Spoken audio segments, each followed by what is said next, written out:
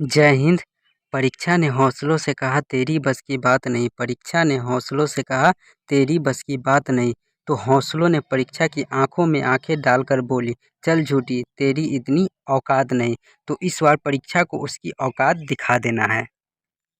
इस बार के matric exam में तांडव कर देना है। तैयारी इतनी शिद्दत से करना कि सफलता शोर मचा दे। तो इसी के साथ हम लोग प्रश्न पर आते हैं। देखिए, अगर आपको अच्छे अंक लाना है तो तैयारी अभी से करना पड़ेगा, मेहनत अभी से ही करना पड़ेगा, क्योंकि आपका आधा समय पार हो चुका है। समझिए, तो आधा समय पार हो चुका है, अब आधा ही समय बचा है। तो अगर अच्छे अंक लाना है तो आपको अच्छी तरीके से तैयारी करना पड़ेगा। तो इसके लिए आपको अभी से ही मेहनत में लग जाना है। तो आते हैं हम प्रश्न पर। आपका आज का पहला प्रश्न है, यंग यूरोप की स्थापना किसने की थी? यंग यूरोप की स्थापना किसने की थी? तो मेजनी ने किया था। यंग यूरोप की स्थापना किसने किया था? तो मेजनी ने किया था। आपको ध्यान में रखना है, ठीक है। बात करें मेजनी की, तो मेजनी का जन्म कब हुआ था? तो 5 जनवरी। कब? 5 जनवरी, 5 जनवरी 1805 को। इसे इन सभी बातों को आपको नोट करते हुए चलना है, क्योंकि अगर परीक्षा में कुछ भी पूछे तो आपको उसका जवाब याद रह सके, ठीक है। तो इसके लिए इन सभी बातों को नोट करना है, क्योंकि कुछ भी पूछे तो आप उसका जवाब दे सके। तो यंग यूरोप की स्थापना मेजनी द्वारा किया गया था। और मेजनी मेजनी का जन्म कब हुआ? तो 5 जनवरी 1805 को। 5 जनवरी 1805 को मेजनी का जन्म हुआ था। कहाँ हुआ था? तो जनेवा में हुआ था। तो इन सभी बातों को नोट करिएगा, ठीक है। और बात करें मेजनी की, तो मेजनी की मृत्यु कब हुआ था? मेजनी का मृत्यु कब हुआ था? तो 10 मार्च 1872 को। कब? 10 मार्च 1872 को मेजनी का मृत्यु हो गया था। इसे भी नोट कर लेना है, ताकि कुछ भी पूछो तो आपको उसका जवाब दे सके, ठीक है। 10 मार्च 1872 को मेजनी का मृत्यु हो गया था। और कहाँ हुआ था? तो पीसा शहर में, जो कि इटली में पड़ता है। कहाँ हुआ था? पीसा शहर में, जो कि इटली में पड़ता है। तो यंग यूरोप की स्थापना मेजनी द्वारा किया गया था, ध्यान में रखिएगा, ठीक है। यंग इटली संगठन की स्थापना कब किया गया था? इसी से जुड़ा हुआ प्रश्न है, सभी बातों को नोट करते हुए चलिएगा। यंग इटली संगठन की स्थापना कब किया गया था? तो 1831 ईस्वी में किया गया था, मेजनी द्वारा किया गया था। तो ध्यान में रखिएगा, यंग इटली संगठन की स्थापना 1831 ईस्वी में मेजनी द्वारा किया गया था।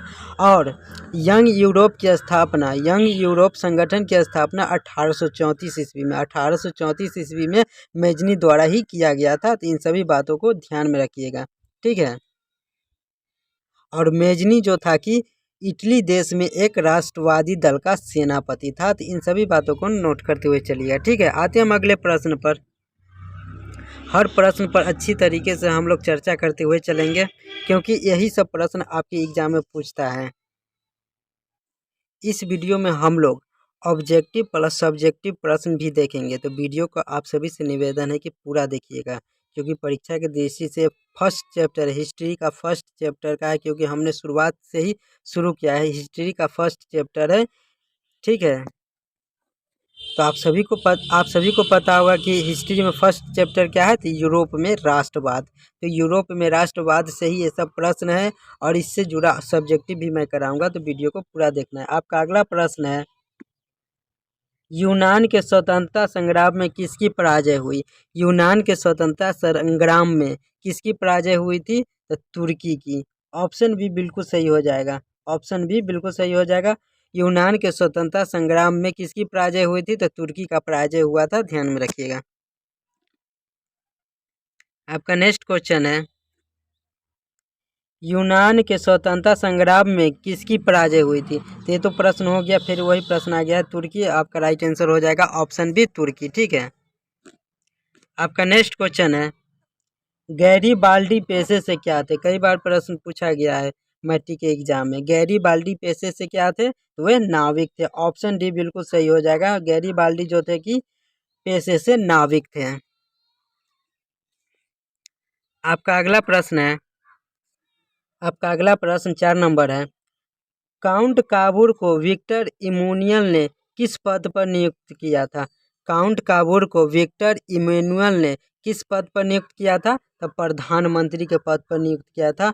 ऑप्शन सी बिल्कुल सही हो जाएगा, ऑप्शन सी, प्रधानमंत्री के पद पर ही विक्टर इमैनुअल ने वुड को नियुक्त किया था, तो ध्यान में रखिएगा। ठीक है, आपका नेक्स्ट क्वेश्चन है, आपका अगला प्रश्न है, रक्त एवं लौह की नीति का अवलंबन किसने किया था?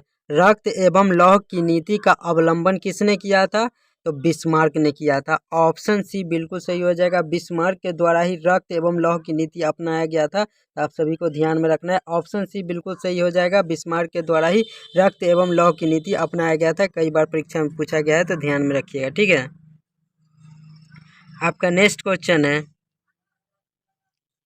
वियना कांग्रेस के द्वारा फ्रांस में किस शासक वंश की पुनर्स्थापना की गई थी? वियना कांग्रेस के द्वारा फ्रांस में किस शासक वंश की पुनः स्थापना की गई थी? तो देखिए, इसमें आपका राइट आंसर क्या हो जाएगा? बूबो वंश। बूबो वंश के को ही पुनः स्थापना किया गया था। ऑप्शन सी बिल्कुल सही हो जाएगा। वियना कांग्रेस के द्वारा फ्रांस में बूबो शासक वंश की पुनः स्थापना किया गया था। ऑप्शन सी बिल्कुल सही हो जाएगा। आपका नेक्स्ट क्वेश्चन है 7 नंबर, जर्मन राइन राज्य का निर्माण किसने किया था? जर्मन राइन राज्य का निर्माण किसने किया था? तो नेपोलियन बोनापार्ट द्वारा ही जर्मन राइन राज्य का निर्माण किया गया था। तो ऑप्शन बी बिल्कुल सही हो जाएगा, ऑप्शन बी। ठीक है, आपको ध्यान में रखना है कि जर्मन राइन राज्य का निर्माण नेपोलियन बोनापार्ट द्वारा किया गया था। और कब किया गया था? तो 1806 ईस्वी में। 1806 ईस्वी में ही जर्मन राइन राज्य का निर्माण किया गया था नेपोलियन बोनापार्ट द्वारा। तो नोट कर लीजिएगा। ठीक है, जर्मन राइन राज्य का निर्माण 1806 ईस्वी में किया गया था नेपोलियन बोनापार्ट द्वारा। आप आते हैं नेक्स्ट क्वेश्चन पर। आपका नेक्स्ट क्वेश्चन है, मारियान किस देश के राष्ट्रवाद की प्रतीक थी? मारियान किस देश के राष्ट्रवाद की प्रतीक थी? तो फ्रांस की थी। ऑप्शन ए आपका राइट आंसर हो जाएगा, ऑप्शन ए। मारियान जो थी फ्रांस देश की राष्ट्रवाद का प्रतीक था। तो ऑप्शन ए बिल्कुल सही हो जाएगा, फ्रांस। ठीक है, ये हिस्ट्री का फर्स्ट चैप्टर का वीवीआई ऑब्जेक्टिव क्वेश्चन है। आप सभी से निवेदन की वीडियो को पूरा देखिएगा। आपका नेक्स्ट क्वेश्चन है, 1830 की क्रांति के बाद फ्रांस में किस प्रकार का शासन स्थापित हुआ? 1830 के क्रांति के बाद फ्रांस में किस प्रकार का शासन स्थापित हुआ था? तो निरंकुश राजतंत्र स्थापित हुआ था। ऑप्शन ए बिल्कुल सही हो जाएगा, निरंकुश राजतंत्र। ठीक है, 1830 की क्रांति के बाद फ्रांस में निरंकुश राजतंत्र शासन स्थापित हुआ था। ऑप्शन ए बिल्कुल सही हो जाएगा, निरंकुश राजतंत्र। आपका नेक्स्ट क्वेश्चन है, एक्ट ऑफ यूनियन किस वर्ष पारित हुआ? एक्ट ऑफ यूनियन किस वर्ष पारित हुआ था? तो इसमें आपका राइट आंसर क्या हो जाएगा? 1688 ईस्वी में ही एक्ट ऑफ यूनियन पारित हुआ था। तो ऑप्शन ए बिल्कुल सही हो जाएगा, option A. Act of union 1688 ईस्वी में पारित हुआ था। ध्यान में रखिएगा, 1688 ईस्वी में। ठीक है, एक्ट ऑफ यूनियन। आपका नेक्स्ट क्वेश्चन है, सेडाओ के युद्ध में किसकी पराजय हुई थी? सेडाओ के युद्ध में किसकी पराजय हुई थी? तो ऑस्ट्रिया की पराजय हुई थी। ठीक है, आपको ध्यान में रखना है, सेडाओ के युद्ध में ऑस्ट्रिया की पराजय हुई थी। ऑप्शन सी बिल्कुल सही हो जाएगा, ऑस्ट्रिया की पराजय हुई थी सेडाओ के युद्ध में। ठीक है, आपका नेक्स्ट क्वेश्चन है, किस युद्ध के बाद जर्मनी का एकीकरण पूरा हुआ? किस युद्ध के बाद जर्मनी का एकीकरण पूरा हुआ था? तो सीडान युद्ध के बाद। ठीक है, सीडान युद्ध के बाद ही जर्मनी का एकीकरण पूरा हुआ था। ऑप्शन डी बिल्कुल सही हो जाएगा, सीडान युद्ध के बाद ही जर्मनी का एकीकरण पूरा हुआ था। और बात करें जर्मनी के एकीकरण की, तो जर्मनी का एकीकरण कब हुआ था? तो जर्मनी का एकीकरण 1871 में हुआ था। ध्यान में रखिएगा, कब हुआ था? 1871 में जर्मनी का एकीकरण हुआ था। तो आपको ध्यान में रखना है, क्योंकि यही सब प्रश्न आपको पूछेगा कि जर्मनी का एकीकरण कब हुआ था? तो 1871 ईस्वी में जर्मनी का एकीकरण हुआ था। और किस युद्ध के बाद जर्मनी का एकीकरण पूरा हुआ था? तो सीडान युद्ध के बाद जर्मनी का एकीकरण पूरा हुआ था। आपको ध्यान में रखना है। आपका नेक्स्ट क्वेश्चन है, नेपोलियन ने जर्मनी में किस संघ की स्थापना की थी? नेपोलियन ने जर्मनी में किस संघ की स्थापना किया था? तो नेपोलियन ने जर्मनी में राइन संघ की स्थापना किया था? ऑप्शन सी बिल्कुल सही हो जाएगा, ऑप्शन सी। नेपोलियन ने जर्मनी में राइन संघ की स्थापना किया था, तो आपको ध्यान में रखना है, ठीक है। आपका नेक्स्ट क्वेश्चन है, जलवे राइन की स्थापना किस राज्य ने की थी? जलवे राइन की स्थापना किस राज्य ने की थी? तो जलवे राइन की स्थापना पर्सा द्वारा किया गया था, आपको ध्यान में रखना है। ऑप्शन ए बिल्कुल सही हो जाएगा, ऑप्शन ए। जलवे राइन की स्थापना पर्सा द्वारा किया गया था, तो आपको ध्यान में रखना है। आते हैं अब नेक्स्ट क्वेश्चन पर, आपको ध्यान में रखिएगा, ठीक है। जलवे राइन की स्थापना किस राज्य ने की थी? तो पर्सा द्वारा किया गया था। आपका नेक्स्ट क्वेश्चन है, हंगरी की भाषा क्या थी? हंगरी की भाषा क्या थी? तब मैगियार था। हंगरी की भाषा क्या थी? तब मैगियार था, आपको ध्यान में रखना है। ऑप्शन बी बिल्कुल सही हो जाएगा, ऑप्शन बी। हंगरी की भाषा मैगियार थी, तो आपको ध्यान में रखना है। आपका नेक्स्ट क्वेश्चन है, जर्मन राइन राज्य का निर्माण किसने किया था? जर्मन राइन राज्य का निर्माण किसने किया था? आप सभी को हमने ऊपर बताया था कि जर्मन राइन राज्य का निर्माण नेपोलियन बोनापार्ट द्वारा किया गया था।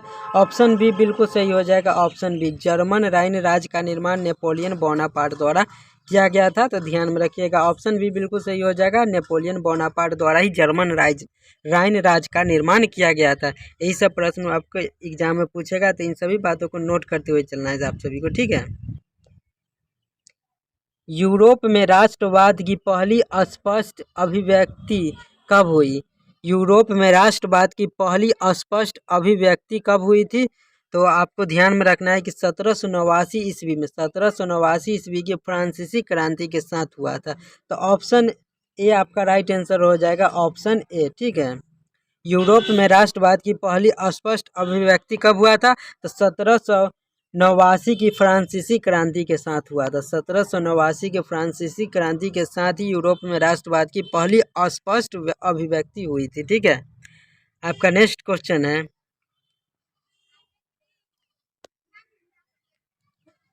यूरोप का मरीज किसे कहा जाता है? यूरोप का मरीज किसे कहा जाता है? तो तुर्की को कहा जाता है। आपको ध्यान में रखना है कि यूरोप का मरीज किसे कहा जाता है? तो तुर्की को कहा जाता है। ऑप्शन सी बिल्कुल सही हो जाएगा, यूरोप का मरीज तुर्की को कहा जाता है।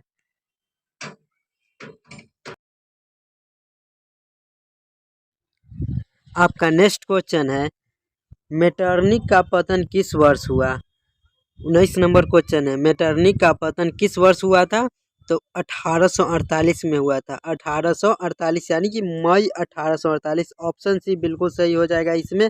मई 1848 ईस्वी में ही मेटरनिक का पतन हुआ था, तो आपको ध्यान में रखना है, मई 1848 बिल्कुल सही हो जाएगा, ऑप्शन सी, ठीक है। आते हैं नेक्स्ट क्वेश्चन पर।